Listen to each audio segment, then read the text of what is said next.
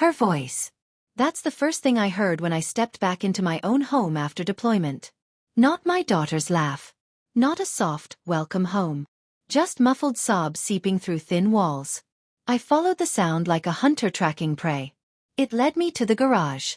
The smell hit me first. Urine, damp concrete, something sour I couldn't place. And then I saw her. My little girl, 7 years old, trapped inside a wire kennel meant for a dog. Her hair clung to her cheeks, stiff with dried tears.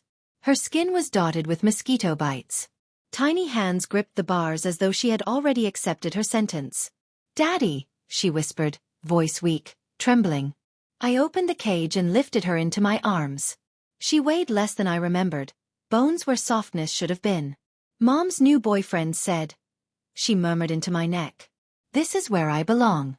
He made me eat dog food from a bowl." I didn't speak. Words felt meaningless in that moment. I carried her to the truck and drove straight to the base medic. I moved mechanically, every motion precise, calm, detached, because one crack in my control would let the rage spill out and consume us both. On the way back, I made a single phone call. A short one, nothing more than a name, an address, and silence. That night, her boyfriend's body was discovered in his house. But death alone cannot bury betrayal. When the military police came, my wife wasn't crying. She wasn't shocked. Not even angry. She was too rehearsed, too composed. I studied her face, the face I had memorized, every freckle once known. Now, all I saw were secrets behind glassy eyes. He wasn't important enough to have enemies, yet somehow, he had her. And then it hit me. I had left my daughter with a stranger. Not because life forced me but because she invited him in. The kennel wasn't just his doing. It was hers. Her words replayed in my mind. He must have had enemies, as if she already knew what had happened, as if she had expected it, and me. Suspicion took root deep in my chest, cold and unyielding. I didn't shout, didn't accuse. Rage is useless when you've lived through war. Instead, I watched, I listened, I waited. She started sleeping with her phone under the pillow, face down, password changed. I memorized the sequence of her fingers when she thought I wasn't watching. I checked logs, calls to unknown numbers, deleted texts, overlooked receipts in her purse, hotel rooms, dinners, cash withdrawals, the breadcrumbs left by someone who believed I was too trusting to notice. I kept the facade of a returning soldier, trying to readjust, trying to forgive her for letting a wolf into our home. Beneath that calm exterior, I built a case. DNA swabs from my daughter, quiet lab visits I trusted, cross-checking timelines, filling in the gaps in her stories. I prayed the suspicion was poison, not truth, but part of me knew the reality, and the truth does not wait. 2 weeks later, an envelope arrived. Heavy in my hand. Opened alone in the kitchen at midnight. My hands were steady, but the paper trembled. The results were blunt, irrefutable. My daughter was not mine. Not biologically. 7 years of bedtime stories, birthday candles, scraped knees, laughter, all real in memory, but false in origin. I sat in darkness, listening to the house breathe.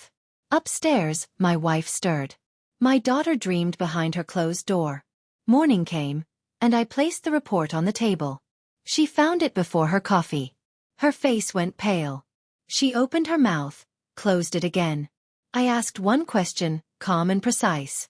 Who was he? She broke. Tears, excuses, denials, the arsenal of the guilty, but I didn't flinch. I didn't yell. I just watched her collapse under the weight of the paper. She cried for herself, not for me. I let her drown in her panic before I spoke. You gave him my house, my bed, my child.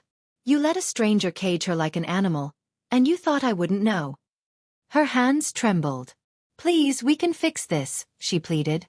I cut her off with silence, the kind that doesn't end until it breaks someone. Then I slid a second envelope across the table.